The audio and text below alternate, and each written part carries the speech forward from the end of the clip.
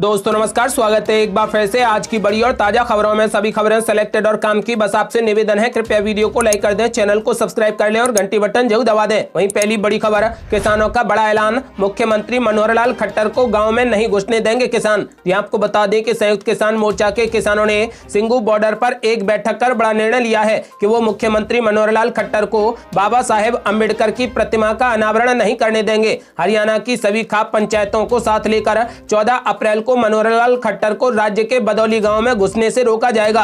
तय कार्यक्रम के अनुसार मुख्यमंत्री मनोहर लाल खट्टर बुधवार को बदौली गांव में बाबा साहेब अम्बेडकर की मूर्ति का अनावरण करने वाले हैं। किसान उनके इसी कार्यक्रम का विरोध कर रहे हैं। इसे लेकर किसान मोर्चा ने धमकी दी है कि मुख्यमंत्री मनोहर लाल खट्टर की टीम को गांव के बाहर से ही वापस लौटा दिया जाएगा। भाजपा नेताओं को इससे पहले भी इसी तरीके के किसानों के बहिष्कार का सामना करना पड़ा है। रविवार को सिंगू बॉर्डर पर एक प्रेस वार्ता में किसान नेताओं ने कहा कि वे अंबेडकर की प्रतिमा के अनावरण के विरोध में नहीं हैं, बल्कि मुख्यमंत्री मनोहर लाल खट्टर और उप मुख्यमंत्री दुष्यंत चौटाला को छोड़कर अन्य नेता अनावरण कर सकते हैं। किसानों ने मांग की है कि सबसे बेहतर यह होगा कि दलित समुदाय की किसी महिला से बाबा साहेब अम्बेडकर की मूर्ति का अनावरण कराया जाए। इस अवसर पर किसान नेता राकेश टिकैत ने कहा कि किसानों के संघर्ष स्थल सिंगू बॉर्डर से कुछ ही दूरी पर अम्बेडकर की प्रतिमा का अनावरण कर भाजपा के मुख्यमंत्री ये संकेत देना चाहते हैं कि अब किसानों के आंदोलन में कोई भी ताकत नहीं बची है और उनका कहीं कोई विरोध नहीं हो रहा।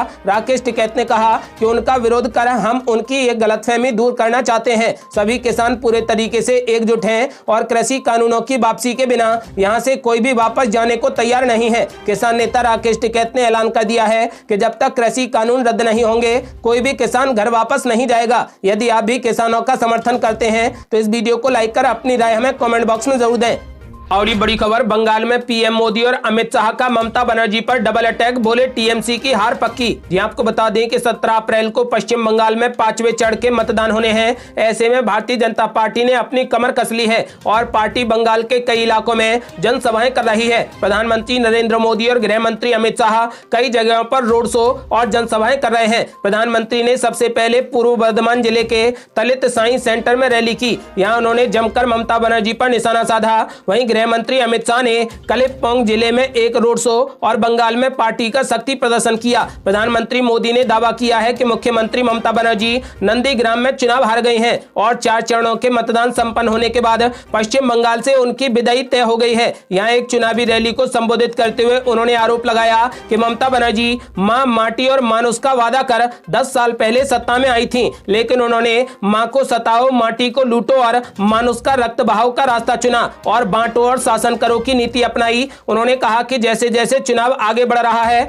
ममता बनर्जी की कड़वाहट, उनका क्रोध और उनकी बौखलाहट बढ़ती जा रही है। मोदी ने कहा कि ऐसा इसलिए है क्योंकि बंगाल ने आधे चुनावों में ही तृणमूल कांग्रेस को पूरा साफ कर दिया है। अब तक हुए मतदान के 4 चरणों में बंगाल की जनता ने इतने चौके छक्के मारे हैं कि भाजपा की सीटों की सेंचुरी हो गई है। जो आपके साथ खेला करने की सोच रहे थे उन्हीं के साथ खेला हो गया है। प्रधानमंत्री मोदी ने दावा किया है कि नंदीग्राम में बंगाल के लोगों ने दीदी को क्लीन बोल्ड कर दिया है, यानी बंगाल में दीदी की पारी समाप्त हो चुकी है। बंगाल के लोगों ने उन्हें मैदान से बाहर जाने को कह दिया है। उन्होंने कहा कि इसके साथ ही बंगाल की जनता ने ममता बनर्जी की एक बड़ी योजना को भी असफल कर दिया है, जिसके तहत मुख्यमंत्री ममता बनर्जी अपने भतीजे अभिषेक बनर्जी को पार्टी की कमान सौंपना चाहती थी। पीएम मोदी ने आगे कहा, एक बार यहां से कांग्रेस गई, कभी वापस नहीं आई, वामपंथी गए, कभी वापस नहीं आए। अब दीदी आप भी यहां से बाहर जा रही हैं तो आप भी कभी वापस नहीं आएंगी। तृणमूल कांग्रेस की बहुत बड़ी हार होने जा रही है। अपने संबोधन के दौरान प्रधानमंत्री नरेंद्र मोदी ने तृणमूल कांग्रेस पर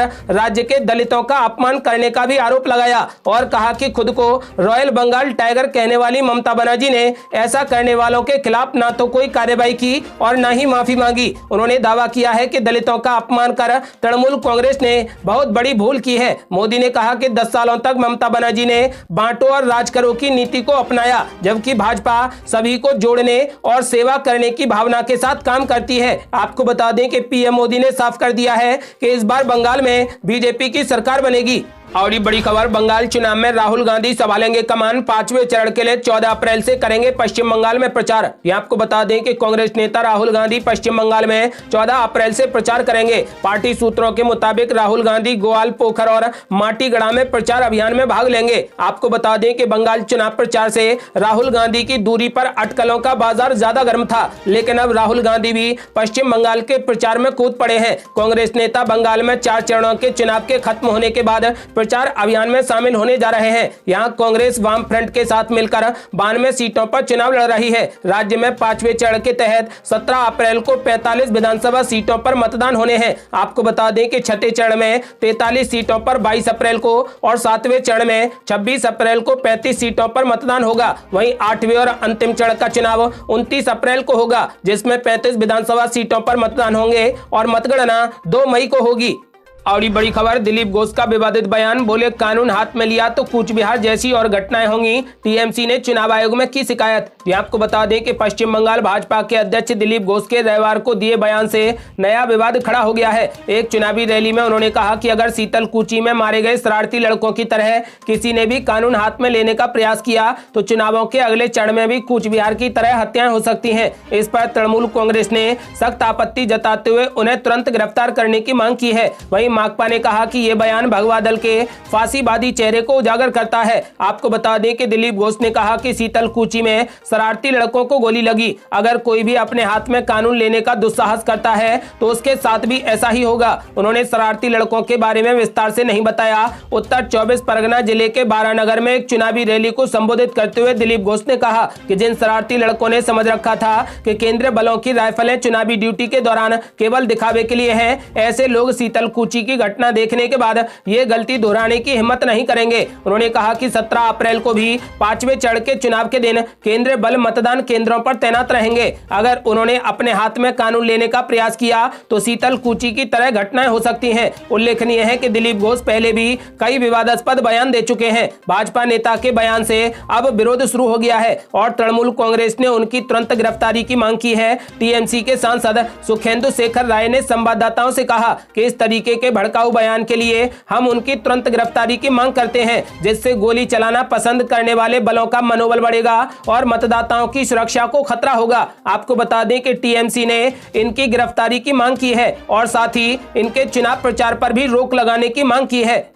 और बड़ी खबर, कांग्रेस की वैक्सीन पॉलिटिक्स, राहुल गांधी और प्रियंका गांधी ने केंद्र सरकार पर लगाए गंभीर आरोप। यहां आपको बता दें कि देश में कोरोना वैक्सीन को लेकर सियासत लगातार जारी है। इस बीच कांग्रेस नेताओं ने एक बार फिर से देश में वैक्सीन की किल्लत होने का दावा करते हुए सरकार पर जोरदार हमला बोला। राहुल गांधी ने एक बार फिर से कोरोना वैक्सीन की किल्लत को लेकर पीएम नरेंद्र मोदी की अगुवाई वाली केंद्र सरकार पर जमकर निशाना साधा। राहुल गांधी ने कहा कि देश के कई हिस्सों में वैक्सीन की भारी कमी है। राहुल गांधी ने अपने दावे से एक वीडियो ट्वीट करके जारी किया है, जिसमें उन्होंने कहा कि कोरोना वैक्सीन देश की जरूरत है। आप भी इसके लिए अपनी आवाज को बुलंद कीजिए, क्योंकि सबको हक है सुरक्षित जीवन का। वहीं कांग्रेस नेता सोनिया गांधी और पार्टी महासचिव प्रियंका गांधी वाड्रा ने भी वैक्सीन को लेकर सरकार पर तंज कसा है। आपको बता दें कि राहुल गांधी ने कहा कि देश में सब लोगों को वैक्सीन मिले, इसके लिए वैक्सीन के निर्यात पर फौरन रोक लगानी चाहिए।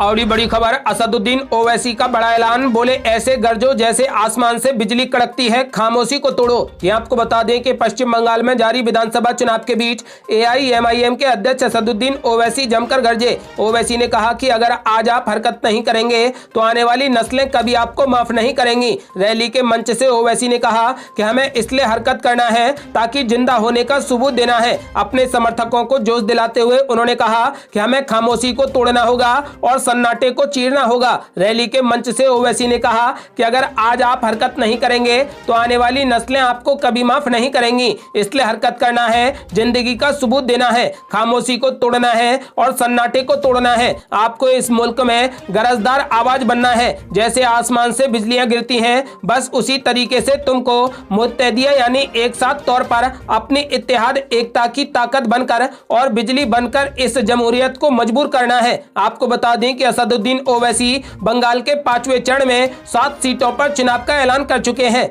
और ये बड़ी खबर, कोरोना ने तोड़े सारे रिकॉर्ड, एक दिन में सामने आए 1,70,000 नए मामले, 16 राज्यों में स्थिति सबसे ज्यादा चिंताजनक। ये आपको बता दें कि कोरोना महामारी के बढ़ते आंकड़ों ने खौफ पैदा कर दिया है। संक्रमित लोगों की संख्या हर रोज बढ़ती जा रही है। नाइट कर्फ्यू, वीकेंड लॉकडाउन जैसे उपायों के बावजूद संक्रमण की रफ्तार कम नहीं हो रही। रविवार को सामने आई संक्रमितों की संख्या ने सभी पुराने रिकॉर्ड तोड़ दिए हैं। आपको बता दें कि पिछले 24 घंटे में 1,69,899 नए संक्रमण के मामले मिले हैं, जो महामारी के बाद से अब तक एक दिन में संक्रमितों की सर्वाधिक संख्या है। इस दौरान 904 मरीजों की मौत हो गई। आपको बता दें कि खासकर 6 राज्यों में स्थिति ज्यादा चिंताजनक हो गई है। यहाँ पर कोरोना के नए मामले लगातार सामने आ रहे हैं। ये थी अब तक की बेहद बड़ी खबरें। यदि आप भी चाहते हैं कि कृषि कानून हमेशा के लिए रद्द हो जाएं और पश्चिम बंगाल में टीएमसी की सरकार बने, तो इस वीडियो को लाइक कर अपनी राय हमें कमेंट बॉक्स में जरूर दें। यदि आपने अभी तक हमारे चैनल को सब्सक्राइब नहीं किया है तो कृपया चैनल को सब्सक्राइब कर घंटी बटन जरूर दबा दें।